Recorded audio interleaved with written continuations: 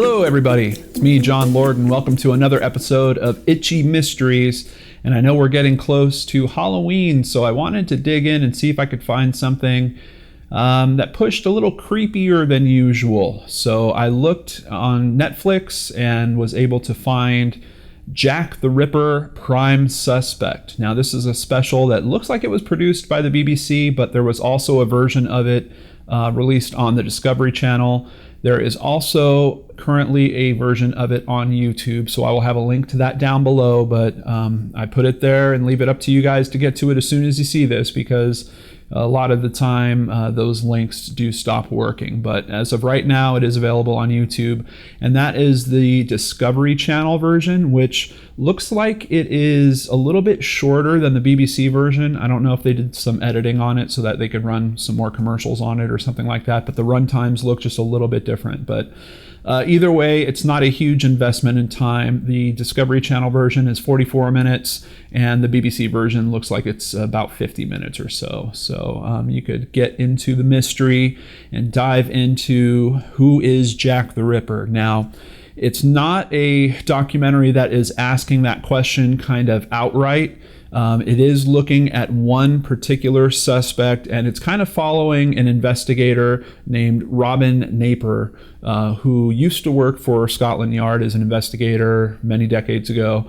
And it seems like since he has retired, he's become a bit of a fan of the Jack the Ripper story. And he's looking into a primary suspect. I think his name is Deeming. I hope I'm remembering that correctly, because I can't see my screen from here. The writing's really tiny. But it is primarily a special looking into that particular suspect and trying to line him up to the Jack the Ripper story.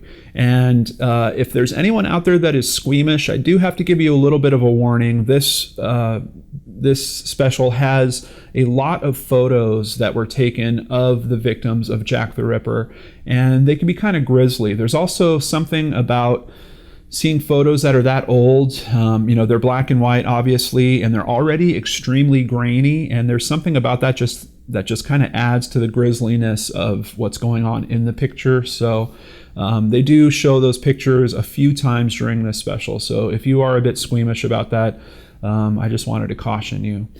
Outside of that, they do some recreations, and really what's interesting about it for me is watching Robin's kind of thought process as he's going through this and trying to prove that this man is Jack the Ripper.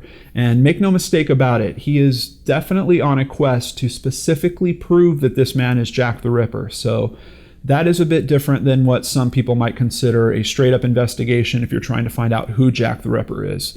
Robin is going into this with the thought that this man in particular is Jack. And if anything, this special is a good view into some problems with investigative work if you get too focused on a specific individual.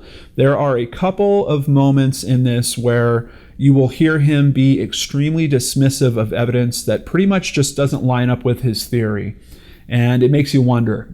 By the time I got to the end of this, I really felt like, wow, this guy is really pushing for this person to be Jack, even if it's not Jack. It seemed like there was a couple of stopgaps where he should have thought twice about the possibility that maybe he was incorrect about this assumption, but he keeps diving right through it. What's really interesting about this is he does seek the opinion of some experts. There is one person who has a piece of physical evidence. I don't want to spoil it too much for you, but he goes to meet with this person and they run some tests. It gets really cool in that part of the special because you start seeing how they're using modern DNA techniques against really, really old evidence. And I won't tell you how all that plays out, but interestingly, that man that owns that piece of evidence has written his own book on who Jack the Ripper is, and he does not agree with this detective. He has a completely different suspect, and he's citing that the evidence that he has points directly to this other suspect. So it's interesting. It's interesting to see people that are so attached to their beliefs about who this person is that they're kind of seeking the help of others and then potentially even ignoring the information that they're getting from those other people.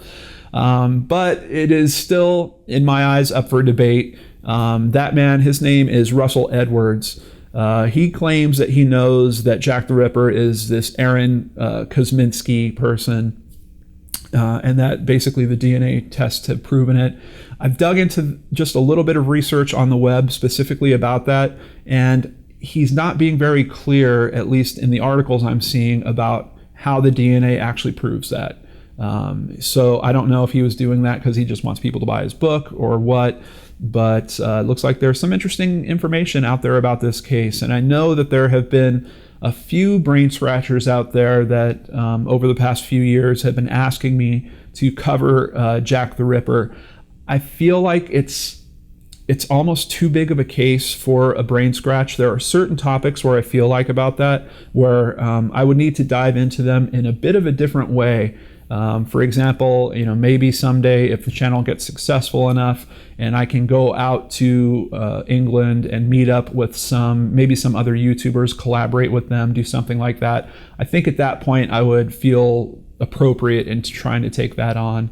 But, using primarily web research for a case like this, I don't think really does it justice. And that's really where this particular special, Jack the Ripper Prime Suspect, shines, because you do have an investigator. He's in the right place. He's meeting with people interested in the case. He's at least getting their information. I don't know personally if I think that he is considering their information in quite the same way that an open-minded person would. Like I said, he's extremely focused on this particular guy being Jack the Ripper. But it is cool to still go along for the ride of this investigation the way that it's conducted. And I honestly got to the end and I wished that there was more. I was kind of sad when you hit the end of the hour and you're like, whoa, I could have definitely gone for a full-blown documentary on that. But maybe it's just enough to wet your whistle and get you doing some research on your own into this very famous and now coming up on pretty old case. And I think you might be surprised at what you will find out there. It was pretty interesting that, first of all, there are so many good records out there in England in particular, that there's a lot of information that can be gleaned from that. And then to know that there's even a piece of physical evidence from one of the victims still floating around out there. Certainly interesting. If you're looking for something a little creepy, something that'll give you a little bit of a Halloween chill, I do think that this fits the bill. The recreations that they do, they can look a little grisly. Like I said, there are some photos in there that are certainly grisly, but the actual mystery and the investigation that's going on, even despite the fact that you may or may not agree with Robin's approach to it, it's still fun to go along that ride. It's still interesting to see what he learns along the way, and you will certainly come out the other end of it with a little more information particularly about that one theory, and maybe a whole lot more curiosity about the big question: who is or who was Jack the Ripper?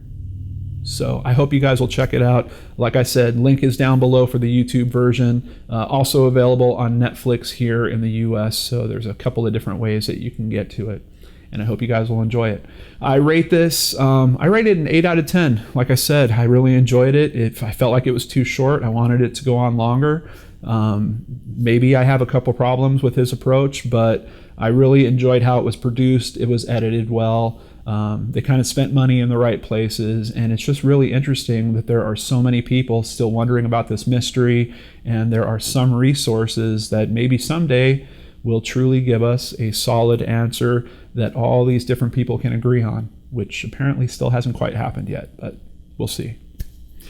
Thank you so much for hanging out with me on this edition of Itchy Mysteries. I hope you're having a great week, and I'll catch you on the next show on the Lord and Arts channel.